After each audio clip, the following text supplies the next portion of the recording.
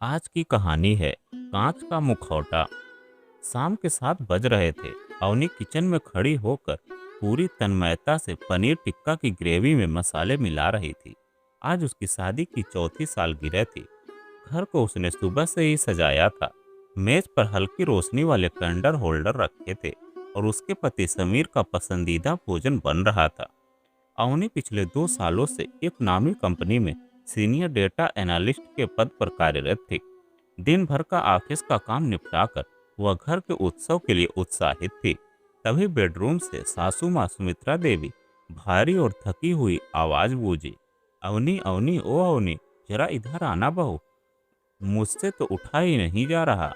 अवनी ने गैस हल्की की, हाथ पोछे और कमरे में आई।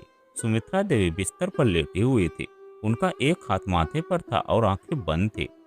क्या हुआ माँ जी, तबीयत ठीक नहीं लग रही क्या? अवनी ने सहजता से पूछा। क्या बताऊं बहू, दोपहर से इस सिर में ऐसा भयानक दर्द उठ रहा है जैसे कोई हथौड़े मार रहा हो। आंखें खोलने का मन ही नहीं कर रहा है और सीने में भी अजीब सी घबराहट हो रही है। मुझे लगता है मेरा बीपी बहुत ज्यादा बढ़ गया है, सुमित्रा देवी ने कराहते हुए कहा। इसी बीच मुख्य द्वार पर घंटी बजी। अवनी ने दरवाजा खोला तो सामने समीर खड़ा था, हाथ में लाल गुलाबों का गुलदस्ता और एक सुंदर सा केक। समीर के चेहरे पर एक प्यारी सी मुस्कान थी। Happy anniversary Avani.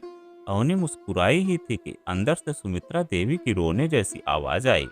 हाय राम, कोई पानी तो दे दो, जान निकल रही है मेरी। समीर के हाथ से गुलदस्ता छूटते छूटते बचा। वह घबरा कर अंदर भागा। माँ, क्या हुआ माँ? आप ऐसे क्यों करा रही हैं? बेटा तू आ गया, बस मुझे पकड़ ले। दोपहर से अवनी को कह रही हूँ कि मेरी तबीयत ठीक नहीं लग रही। अब तो इसे अपने त्योहार और सजावट से फुर्सत मिले तब ना। मुझे लगता है आज रात में नहीं बचूंगी। सुमित्रा देवी ने समीर का हाथ पकड़कर दर्द से तड़पने का नाटक करते हुए कहा। समीर ने मुड़कर अवनी को देखा। उसकी आंखों में अचानक गुस्सा तैर गया। अवनी, तुम क्या कर रही थी? माँ दोपहर से बीमार है और तुमने मुझे फोन तक नहीं किया। तुम्हें अपनी सालगिरह का जश्न मनाने की इतनी जल्दी थी कि माँ की हालत नहीं दिखी। अवनी स्तब्ध रह गई। दोपहर में जब वह काम से लौटी थी तब सुमित्रा देवी अपने पड़ोसियों के साथ बैठकर गपशप में कर रही थी और आराम से चाय समोसे खा रही थी। लेकिन अवनी ने शांति बनाए रखना ही बेहतर समझा। समीर, माँ जी दोपहर में बिल्कुल ठीक थी। अभी 10 मिनट पहले ही इन्होंने। अवनी ने सफाई देनी चाहिए। बस करो अवनी, समीर चिल्लाया। हर बात में बहस मत करो। माँ कभी अपनी बीमारी का झूठ थोड़ा बोलेगी। तुम्हें बस अपनी खुशियों की पड़ी रहती है। जाओ डॉक्टर वर्मा को फोन करो और बीपी मापने की मशीन लाओ। अवनी चुपचाप मशीन ले आई। जब उसने सुमित्रा देवी का बीपी मांगा तो मापा तो रीडिंग आई 118/78, जो कि एकदम सामान्य था। समीर, बीपी बिल्कुल नॉर्मल है। मैं माँ जी को थोड़ा गुनगुना पानी और सिर दर्द की दवा दे देती हूँ, अवनी ने शांत स्वर में कहा। लेकिन सुमित्रा देवी ने तुरंत अपने पल्लू से आंखें पोंछते हुए कहा, रहने दे बहू, तेरी दवा मुझे नहीं चाहिए। तू समीर को लेकर बाहर होटल जा, अपना जश्न मना। मैं तो बूढ़ी औरत हूँ, इस घर में बोझ बन चुकी हूँ। अगर आज रात मर भी गई तो कल सुबह मेरा दाह संस्कार कर देना। यह सुनते ही समीर का दिल पसीज गया। उसने अवनी से कहा, हम कहीं नहीं जा रहे। अवनी, तुम ये सारे मोमबत्ती और फूल हटाओ। आज कोई सेलिब्रेशन नहीं होगा। मैं रात भर माँ के सिर की मालिश करूंगा। अवनी ने कुछ नहीं कहा। उसने नीले रंग की वह रेशमी साड़ी उतारी जिसे उसने समीर के लिए पहना था। मेज से कैंडल हटाया और साधारण सूती कपड़े पहनकर रसोई समेटने लगी। पिछले 4 सालों में यह पहली बार नहीं था। जब भी अवनी और समीर का कोई व्यक्तिगत प्लान बनता, चाहे वो कोई मूवी देखना हो, दोस्तों से मिलना हो या अवनी को अपने मायके जाना हो, सुमित्रा देवी को ठीक उसी वक्त कोई न कोई असाध्य रोग जकड़ लेता था। कभी अचानक चक्कर आने लगते, कभी जोड़ों में ऐसा दर्द उठता कि वे हिल नहीं पाती, तो कभी छाती में ऐंठन होने लगती। और ताजुब की बात यह थी कि जैसे ही अवनी का बाहर जाने का प्लान रद्द होता, सुमित्रा देवी की सारी बीमारियां जादू की तरह गायब हो जाती। समीर अपनी माँ का इकलौता बेटा था और अपनी माँ के प्रति अत्यधिक भावुक होने के कारण वह इस ढोंग को कभी देख नहीं पाता था। रात के 12 बज चुके थे। समीर रसोई में आया। अवनी चुपचाप बर्तन सुखाकर अलमारी में रख रही थी। अवनी तुम समझती क्यों नहीं हो? माँ की इस उम्र हो चुकी है, उन्हें हमारी जरूरत है। तुम इतनी संवेदनहीन कैसे हो सकती हो? समीर ने अवनी के कंधे पर हाथ रखते हुए धीमी आवाज में कहा। अवनी ने समीर का हाथ हटा दिया और उसकी आंखों में आंखें डालकर देखा। संवेदनहीन मैं हूं या अंधापन तुम्हारा है समीर? अवनी की आवाज में चीख नहीं थी, लेकिन एक गहरा दर्द था। क्या तुम्हें सच में लगता है कि यह सब इत्तेफाक है? जब भी हमारे बीच कोई खास पल आता है, माँ जी को अचानक ही कोई जानलेवा बीमारी क्यों घेर लेती है? अवनी, तुम अपनी सास के बारे में इतना घटिया बात कैसे सोच सकती हो? कोई माँ अपने बेटे की खुशी में जहर क्यों घोलेगी? समीर का पारा फिर चढ़ने लगा, क्योंकि वे असुरक्षित और पजेसु महिला हैं। अवनी ने बेबाकी से कहा। उन्हें इस बात से तकलीफ होती है कि तुम्हारा ध्यान मेरे ऊपर जाए। वे अपनी बीमारी को एक हथियार की तरह इस्तेमाल करती हैं, ताकि तुम्हें अपने कब्जे में रख सके और मुझे नीचा दिखा सकें। और तुम उनके इस नाटक के सबसे बड़े शिकार हो। अपनी बकवास बंद करो अवनी। समीर ने गुस्से में मेज पर हाथ मारा। मेरी माँ ने मुझसे अकेले पाल पोस कर बड़ा किया है। अगर तुम्हें इस घर में रहना है तो मेरी माँ का सम्मान करना सीखना होगा। तुम एक स्वार्थी और घमंडी औरत बनती जा रही हो। समीर पैर पटकता हुआ बेडरूम में चला गया और जमीन पर गद्दा बिछाकर सो गया। अवनी रसोई में अकेले खड़ी रही। उसकी आंखों से एक भी आंसू नहीं निकला। उसने समझ लिया था कि सिर्फ शब्दों से किसी का अंधापन दूर नहीं किया जा सकता। इसके लिए प्रमाण की आवश्यकता थी। अगले कुछ हफ्तों घर के अजीब सी खामोशी छाई रही। सुमित्रा देवी अब बिल्कुल चंग भली थी। वे सुबह योग करती, शाम को पार्क में टहलती और घर में अवनी पर हुक्म चलाती। तभी एक दिन अवनी की ननद कनक अपने पति के साथ घर आई। कनक अपनी माँ की तरह ही बेहद चालाक और अवनी से ईर्ष्या रखने वाली महिला थी। अवनी जब उनके लिए नाश्ता बनाने रसोई में गई, तो ड्राइंग रूम में बैठी सुमित्रा देवी और कनक की बातचीत उसके कानों में पड़ी। मम्मी, आप भी कमाल करती हैं, कनक ने हंसते हुए कहा। समीर भैया बता रहे थे कि एनिवर्सरी वाले दिन आपने कैसा ड्रामा रचा। बेचारी अवनी का सारा प्लान धरा का धरा रह गया। सुमित्रा देवी ने गर्व से हंसते हुए कहा। अरे कनक, इस अवनी का दिमाग बहुत सातवें आसमान पर रहता है। पढ़ी लिखी है, अच्छी नौकरी करती है, तो सोचती है कि समीर को अपनी उंगलियों पर नचाएगी।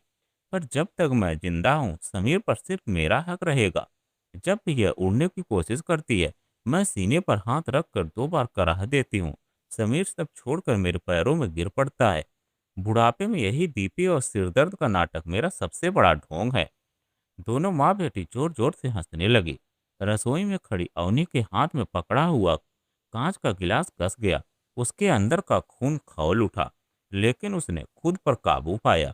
उसने कोई ड्रामा नहीं किया, ना ही चिल्लाई। उसने समझ लिया था कि सही समय पर प्रहार करना ही सबसे बुद्धिमानी होगी। 2 हफ्ते बाद अवनी की छोटी बहन की सगाई तय हुई। यह अवनी के परिवार के लिए बहुत बड़ा अवसर था। अवनी ने 2 महीने पहले ही इसके लिए ऑफिस से छुट्टियां ली थी और समीर को भी बता दिया था। सगाई का कार्यक्रम अवनी के मायके में था, जो शहर से करीब 4 घंटे की दूरी पर था। समीर को ऑफिस के किसी जरूरी काम से अगले दिन जाना था, इसलिए अवनी ने तय किया कि वह शनिवार की सुबह ही ट्रेन से निकल जाएगी। शुक्रवार की रात अवनी ने अपना सूटकेस पैक करके हॉल में रख दिया। सुमित्रा देवी टीवी देख रही थी। सूटकेस देखते ही उनके भौहें तन गए। यह सूटकेस क्यों निकाला है बहू? कहीं जाने की तैयारी है क्या? जी माँ जी, कल मेरी बहन की सगाई है। मैंने आपको और समीर को हफ्ते भर पहले ही बता दिया था। मैं कल सुबह की ट्रेन से जा रही हूँ, अवनी ने बहुत ही शांति से कहा। सुमित्रा देवी के चेहरे का रंग बदल गया। उनकी ईगो को यह बर्दाश्त नहीं था कि उनकी बहू अपने मायके जाकर खुशियां मनाए और वह घर पर अकेली रही। अच्छा, कल जा रही हो? सुमित्रा देवी ने आंखें सिकोड़ी और तुरंत अपना पुराना पैतरा शुरू कर दिया। अरे बाप रे! अचानक मेरी आंखों के आगे अंधेरा क्यों छा रहा है? सीने में बाईं तरफ मुझे बहुत तेज मीठा मीठा दर्द उठ रहा है। अवनी के चेहरे पर एक सूक्ष्म मुस्कान आई। लीजिए, नाटक का पहला अंक शुरू हो गया। उसने मन ही मन कहा। कोई बात नहीं माँ जी, मौसम में थोड़ी ठंडक है। मैंने आपके लिए काढ़ा बना दिया है, पी लीजिए। और आपकी सारी दवाइयाँ डाइनिंग टेबल पर रख दी है, खाना भी फ्रिज में है, अवनी ने बहुत ही सामान्य अंदाज में कहा। लेकिन सुमित्रा देवी इतनी आसानी से हार मानने वाली नहीं थी। रात को करीब 8 बजे जब समीर ऑफिस से घर लौटा तो घर में अंधेरा था। सुमित्रा देवी बिस्तर पर पड़ी बुरी तरह हाँफ रही थी और खांसने का नाटक कर रही थी। माँ, क्या हुआ? समीर घबरा कर कमरे में घुसा और लाइट जलाई। बेटा, लाइट बंद कर दे, दर्द के मारे सिर फटा जा रहा है और सांस नहीं ली जा रही है। लगता है मेरा आखिरी वक्त आ गया है, सुमित्रा देवी ने रोते हुए कहा। समीर घबरा कर हाल में भागा। अवनी, अवनी, तुम कहाँ हो? माँ की हालत देखो, उन्हें क्या हो गया है? अवनी कमरे से बाहर आई। उसके चेहरे पर कोई घबराहट नहीं थी। समीर, दोपहर तक तो माँ जी बिल्कुल ठीक थी। शाम को उन्होंने नमकीन और चाय भी मजे से खाई थी। अवनी ने कहा। तुम्हें हमेशा खाने की पड़ी रहती है, समीर चिल्लाया। देख नहीं रही माँ तड़प रही है? और यह सूटकेस क्यों पैक रखा है? तुम कल सगाई में नहीं जाओगी। सूटकेस अंदर रखो। अवनी ने सीधे समीर की आंखों में देखा। समीर, मेरी सगी बहन की सगाई है। मैं उसकी अकेली बड़ी बहन हूँ। मेरा जाना वहाँ बेहद जरूरी है। और माँ जी को ऐसी कोई गंभीर बीमारी नहीं है कि मैं न जा सकूं। तुम घर पर ही हो, तुम ध्यान रख लेना। यह सुनते ही सुमित्रा देवी ने अपना अंतिम और सबसे घातक हथियार चलाया। वे जमीन पर बैठने की कोशिश करते हुए जोर जोर से चीखने लगी। हाय राम, मेरी सांस अटक रही है। समीर बेटा, इसे जाने दे। यह तो मुझे मार कर ही दम लेगी। मैं बुढ़िया हो गई हूँ, मेरा बन मर जाना ही अच्छा है। समीर पूरी तरह आपे से बाहर हो गया। उसने अवनी का हाथ कसकर पकड़ा और झकझोर दिया। तुम एक निर्दयी और नीच औरत हो अवनी। तुम्हारी वजह से मेरी माँ की यह हालत हो रही है। अगर मेरी माँ को कुछ भी हुआ तो मैं तुम्हें कभी माफ नहीं करूंगा। तुम्हारे घर वालों ने तुम्हें यही संस्कार दिए हैं कि मरती हुई सास को छोड़कर नाच गाने में चली जाओ। अवनी के सब्र का बांध अब पूरी तरह टूट चुका था। उसके आत्मसम्मान पर समीर के शब्दों ने किसी तेजाब की तरह असर किया। अवनी की आंखों में अचानक एक ऐसी कड़क और खौफनाक ठंडक आ गई कि समीर का हाथ अपने आप ढीला पड़ गया। ठीक है समीर, अवनी की आवाज एकदम स्थिर थी। अगर माँ जी को सच में हार्ट अटैक आ रहा है या बीपी डेंजर लेवल पर है तो हमें एक सेकंड भी बर्बाद नहीं करना चाहिए। मैं अभी इमरजेंसी एम्बुलेंस और कार्डियोलॉजिस्ट को फोन करती हूँ। अवनी ने तुरंत अपना फोन निकाला।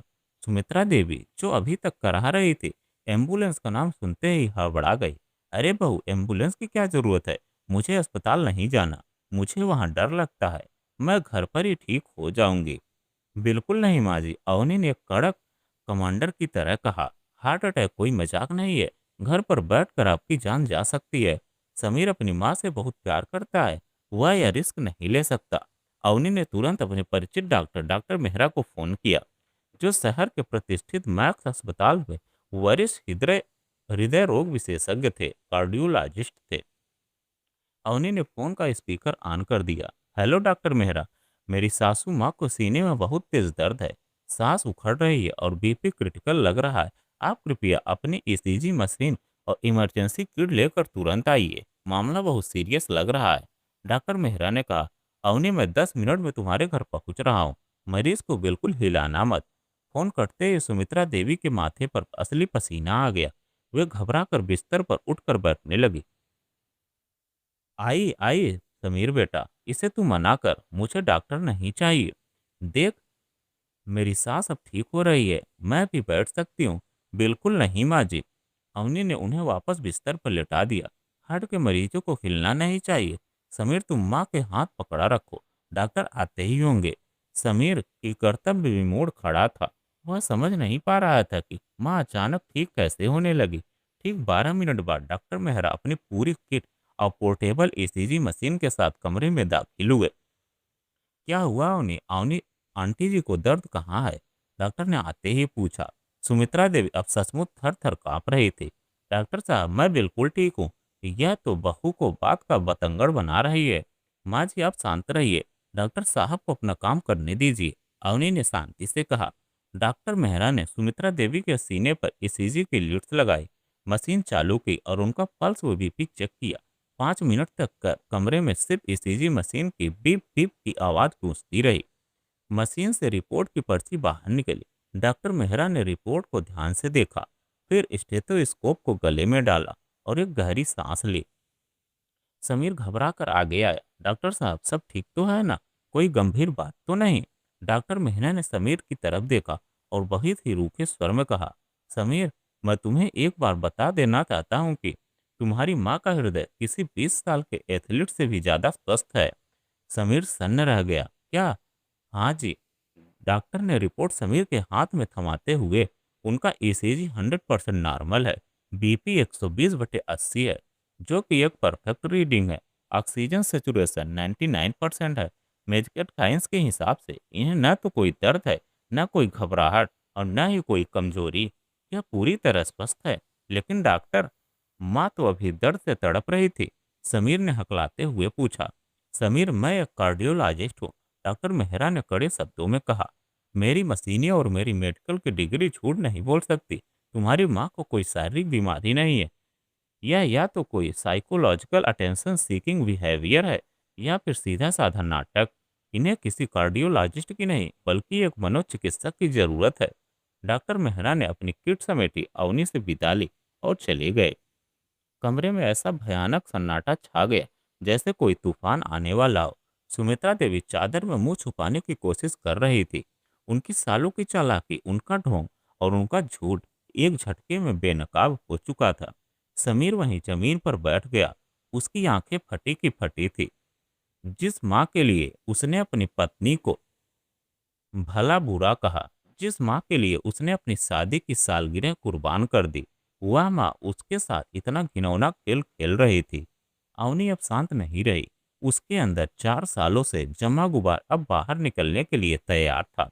उसने कमरे का दरवाजा बंद किया और सीधे समीर के सामने आकर खड़ी हो गई। सुन लिया समीर? अवनी की आवाज एक दहाड़ थी। सुन लिया तुमने डॉक्टर की बात? अब बताओ, अभी भी मैं ही स्वार्थी, निर्दयी और नीच औरत हूँ? समीर ने शर्मिंदगी से अपनी नजरें झुका ले। अवनी, मुझे नहीं पता था। तुम्हें यह सब पता था समीर? अवनी चिल्लाई। बस तुम देखना नहीं चाहते थे। मैं तुम्हें अनगिनत बार समझाने की कोशिश की कि माँ जी की यह बीमारी सिर्फ मुझे नियंत्रित करने का एक ढोंग है। लेकिन तुमने क्या किया? तुमने अपनी माँ के इस घटिया नाटक के आगे मेरी खुशियों, मेरी आजादी और मेरे आत्मसम्मान की बलि दे दी। अवनी ने सुमित्रा देवी की तरफ देखकर रुक किया, जो थर थर कांप रही थी। और आप, सुमित्रा जी? अवनी की आवाज में इतनी कड़वाहट थी कि सुमित्रा देवी सिहर उठी। आपको शर्म नहीं आई? एक माँ होकर आपने अपने ही बेटे की गृहस्थी में आग लगाने का काम किया। आपको इस बात का डर था कि समीर अगर मुझसे प्यार करेगा तो आपका अधिकार कम हो जाएगा। आपने अपनी इस असुरक्षा को छिपाने के लिए बीमारी को अपना ढाल बनाया। अवनी, तू अपनी सास से ऐसे बात करेगी? सुमित्रा देवी ने आखिरी बार अपनी सास होने का धौंस जमानी चाहिए। सास? अवनी ने उपहास भरी हंसी हंसी। सास का दर्जा कमाना पड़ता है माँ जी। सास वह होती है जो बहू को बेटी न सही, कम से कम एक इंसान समझे। आपने तो मुझे इस घर की एक ऐसी बांदी समझ लिया था, जो आपकी हर झूठी बीमारी पर अपनी खुशियां कुर्बान करती रहे। लेकिन अब और नहीं। अवनी वापस समीर की तरफ मुड़ी। अवनी, मुझे माफ कर दो। समीर रोते हुए अवनी के पैर पकड़ने लगा। मैं अंधा हो गया था अवनी। मुझे सच में लगता था कि माँ तकलीफ में है। मुझे एक मौका दे दो, मैं सब ठीक कर दूंगा। अवनी ने अपने पैर खींच लिए।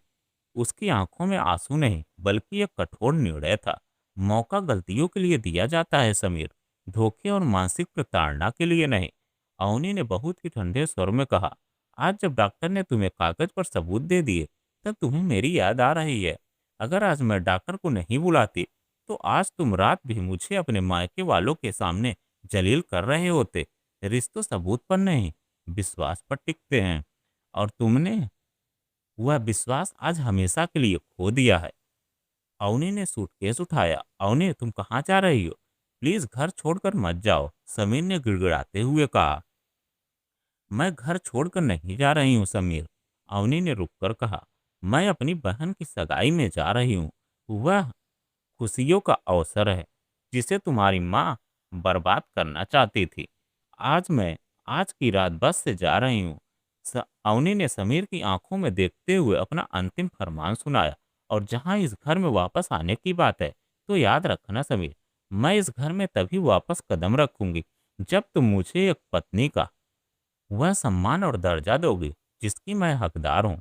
जब तक तुम्हारे इस घर में झूठी बीमारी और टॉक्सिक कंट्रोल का माहौल रहेगा, तब तक अवनी इस घर का हिस्सा नहीं बनेगी। अगर तुम्हें मेरे साथ रहना है तो तुम्हें अपनी इस अंधी भक्ति से बाहर निकलकर एक परिपक्व पुरुष बनना होगा।